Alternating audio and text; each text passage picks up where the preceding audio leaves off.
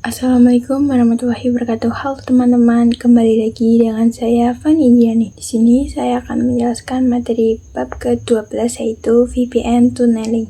Konsep VPN Tunneling, Virtual Private Network, secara umum dapat digunakan ketika menginginkan cara aman untuk mengakses jaringan LAN melalui internet dengan menggunakan konsep tunnel. Contoh dari VPN Tunneling ini sangat luas dan beragam.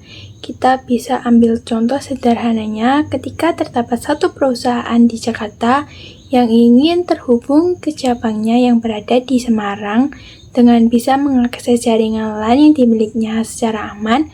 Cara kerjanya dengan memanfaatkan tunneling, yaitu membuat terowongan atau interface virtual yang dapat berjalan pada internet. Jenis-jenis VPN tunneling yaitu EOIP, PPTP, dan SSTP, LLTP, OpenVPN. Setup topologi. Untuk pembahasan kali ini kita akan menggunakan contoh kasus yang saya jelaskan tadi. Di sini saya siapkan dua router yang sama. Yang keduanya sudah terhubung dengan internet dengan type ColdNAT. Kabelnya seperti ini melengkung. Kalian bisa klik kanan pada kabelnya, klik edit, setting, lalu pada type pilih yang besar. Nah, di sini pada setiap router ini sudah terdapat PC yang sudah saya hubungkan. Jadi nanti cost-nya antara PC dengan cabang itu bisa saling sharing. Di sini kita akan mengimplementasikan VPN tunneling, yaitu menghubungkan antar wilayah. Misalkan terdapat suatu perusahaan yang cakupannya lumayan besar, di mana perusahaan tersebut memiliki kantor pusat dan kantor cabang. Permasalahannya adalah letak kantor pusat dan kantor cabang itu berjarak lumayan jauh.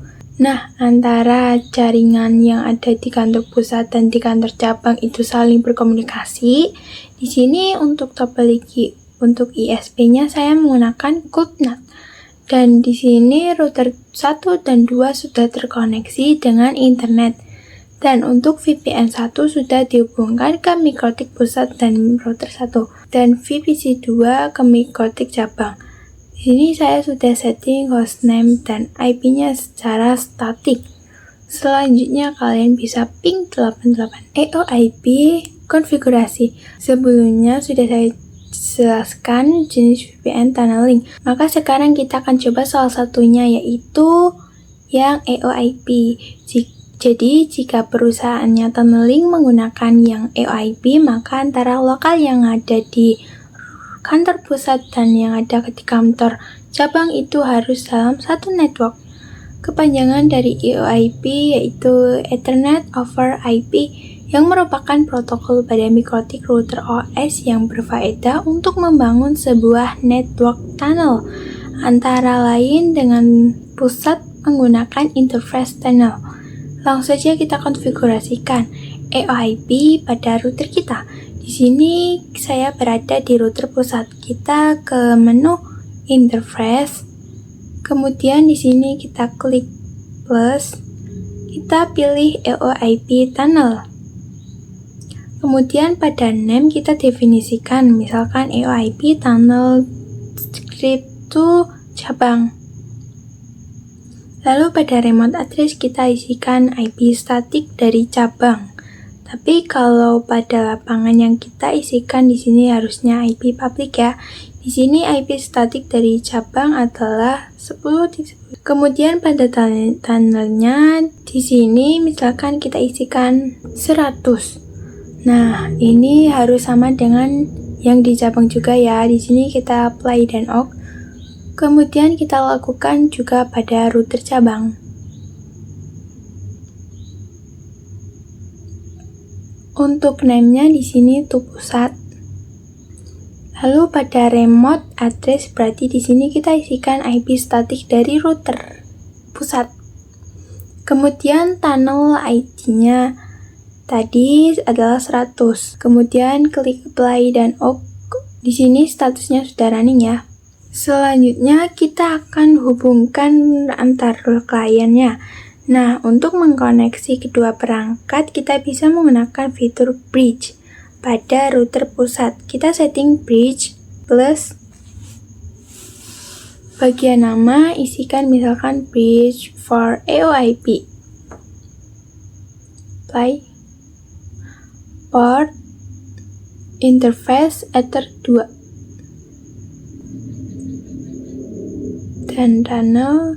Oke, bahwa kedua interface sudah masuk satu interface bridge. Lakukan juga pada router satunya.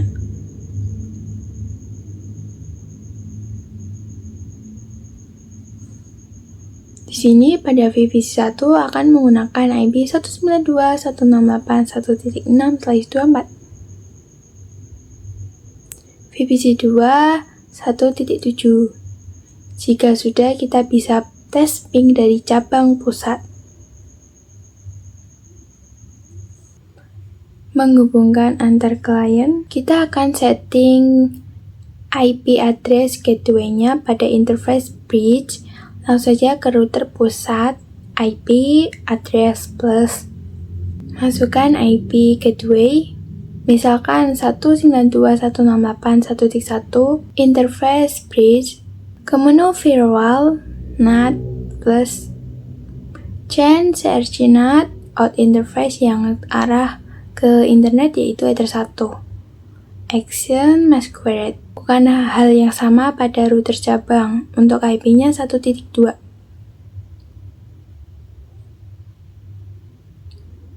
Selanjutnya kita konfigurasikan di kedua VPC-nya. Pada VPC 1 kita bisa ping IP address-nya, lalu ketik gateway-nya.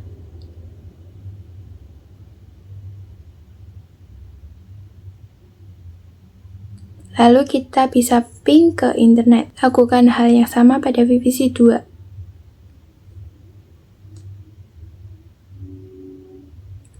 Nah, di sini juga sudah bisa berhasil ya akses internet. AOIP Client Connect to Internet. Sekarang kita buat pada sisi klien VPC lokal itu bisa internetan. Nah, agar bisa internetan itu kan membutuhkan parameter gateway dan DNS. Sementara itu kita bingung gateway-nya yang mana karena Ether 2 dan tunnelnya itu sudah kita gabungkan tadi pada interface bridge. Maka di sini kita setting IP gateway pada interface bridge. Langsung saja di sini kita coba masuk ke router pusatnya Winbox. Di sini klik IP address plus. Di sini kita tulis IP untuk addressnya yaitu 1.1. Kemudian jangan lupa untuk interface-nya, di sini kita pilih yang bridge AOIP. Kemudian kita lakukan hal yang sama juga pada router cabang. Untuk router cabang IP-nya 1.2.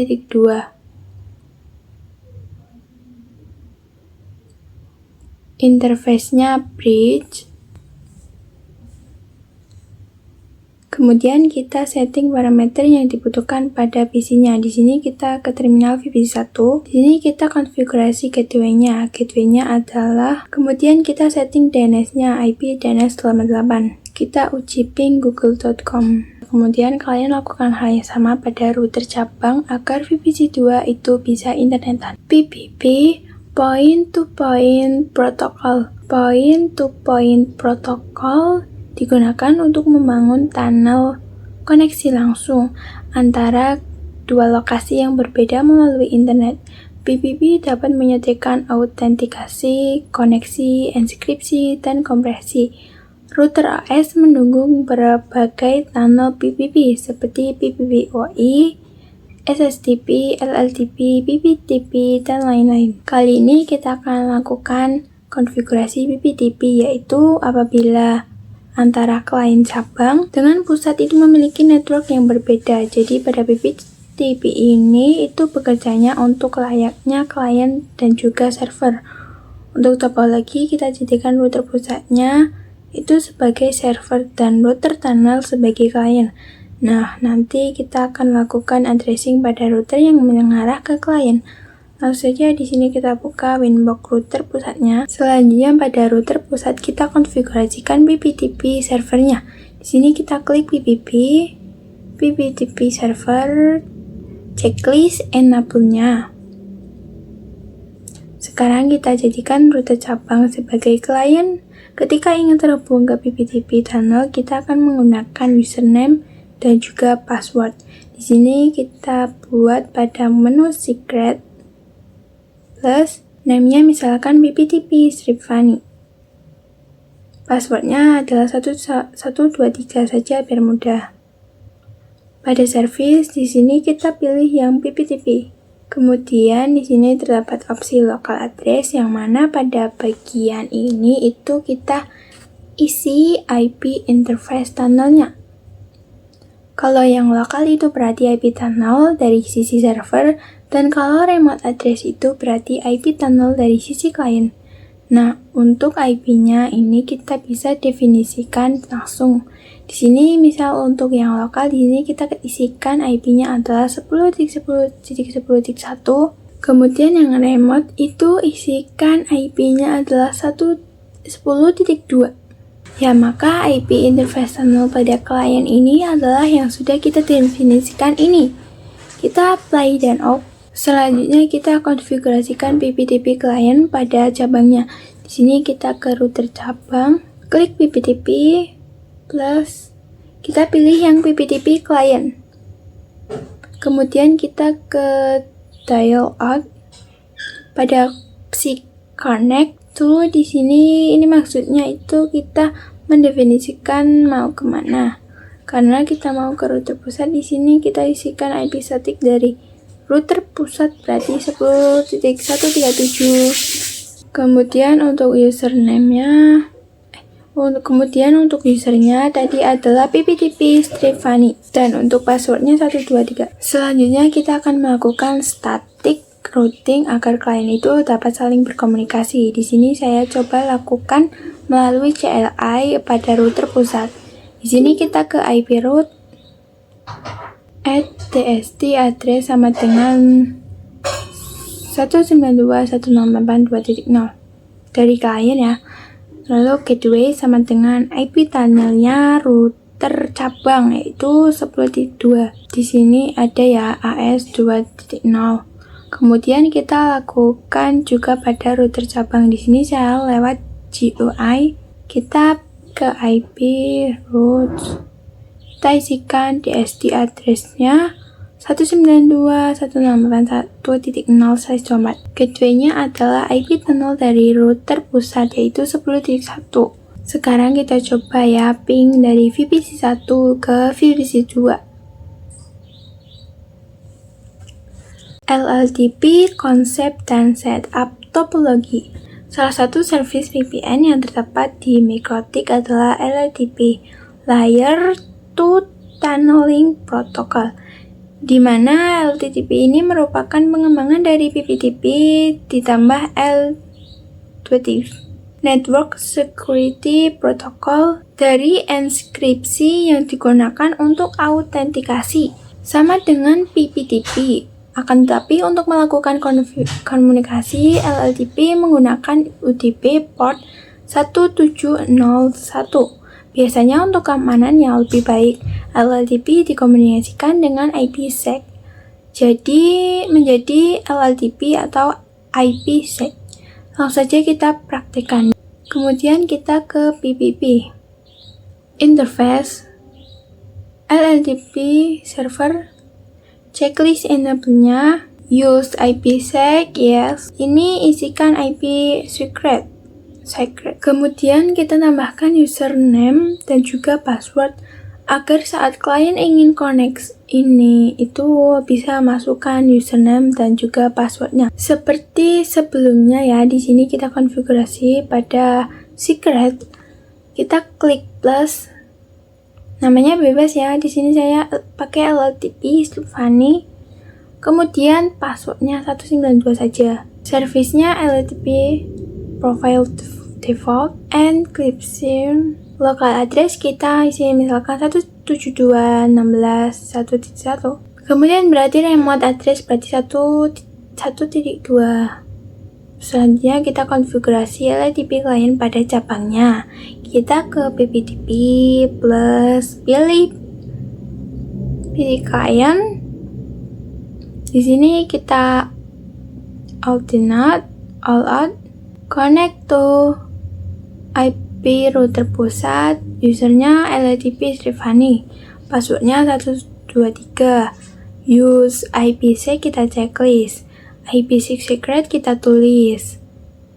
Di sini sudah running ya, kita lakukan juga sama pada router satunya. Kita lanjut ke LTP static routing dan tes koneksi. Di sini kita lanjut untuk melakukan routing static agar root antara PC lokal pusat dengan PC lokal cabang itu bisa saling berkomunikasi. Caranya ini sama ya seperti sebelumnya. Di sini saya berada di router pusat. Kita klik IP, root, lalu add DST address, berarti isi router cabang yaitu 2.0. Gateway-nya adalah IP tunnel dari router cabang yaitu 192.16.1.2. Oke, lanjut kita lakukan routing pada router cabangnya.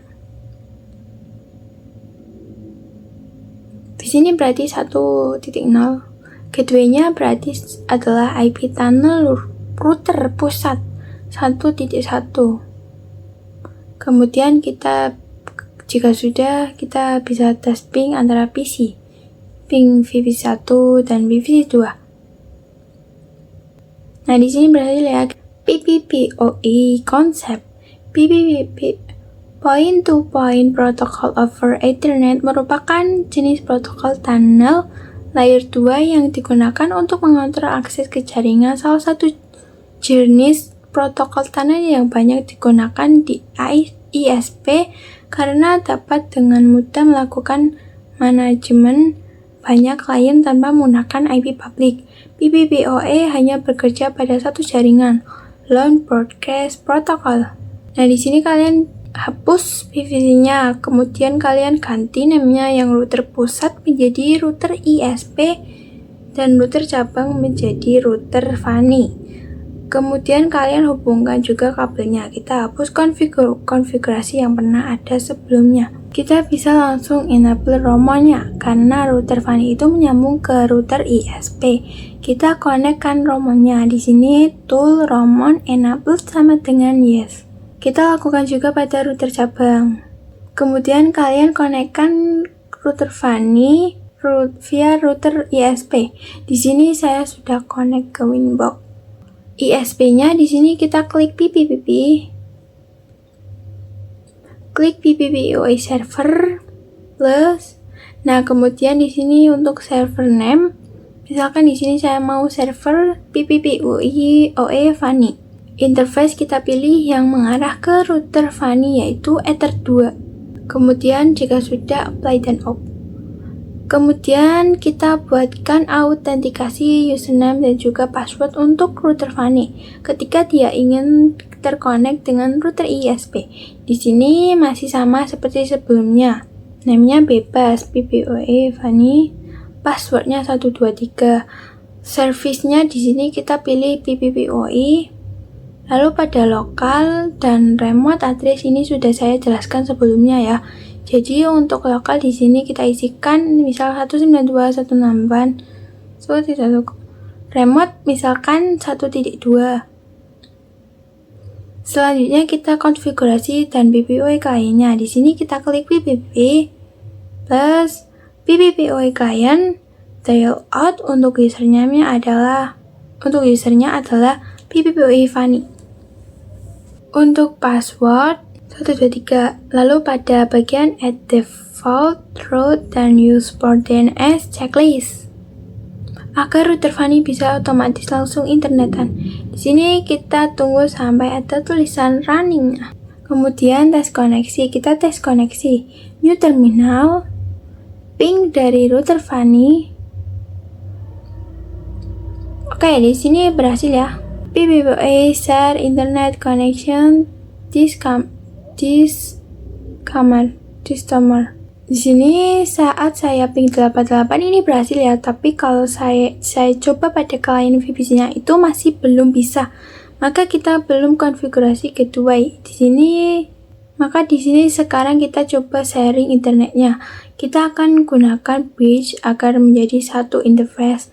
Maka di sini kita klik bridge, plus name-nya misalkan di sini saya mau bridge for PPWOE. Ke menu port, di sini kita masukkan berarti Ether 2 dan juga Ether 3. Oke, selanjutnya kita klik IP address, kita add, tambahkan IP 10.10.10.1/24. Interface-nya bridge for PPPoE. Kemudian kita konfigurasi DHCP server. Kita ke IP DHCP server, DHCP setup, interface-nya bridge. Kemudian di sini kita ke router Funny, IP, firewall, NAT, plus out interface-nya adalah PPPoE. Action-nya masquerade. Jika sudah, kita coba ping 88.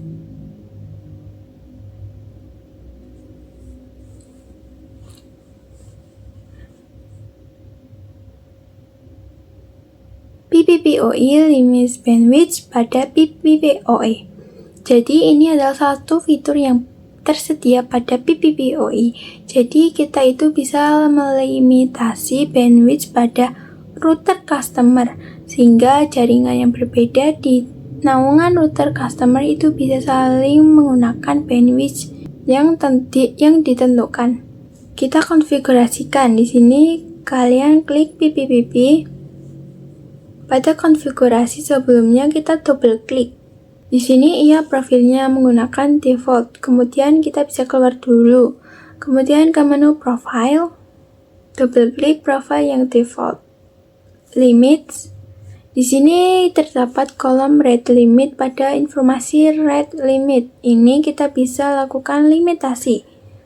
Misalkan jaringannya berada di bawah customer, dapat internetan dengan limitasi bandwidth 2 MB, yaitu untuk mendownload dan juga upload di sini. Kita play dan off. Jadi seperti itulah contoh dari konfigurasian untuk limitasi bandwidth. Jadi seperti itulah pembahasan bab 12 ini. Saya Fani Indiani pamit undur diri, sampai jumpa di video selanjutnya. Wassalamualaikum warahmatullahi wabarakatuh.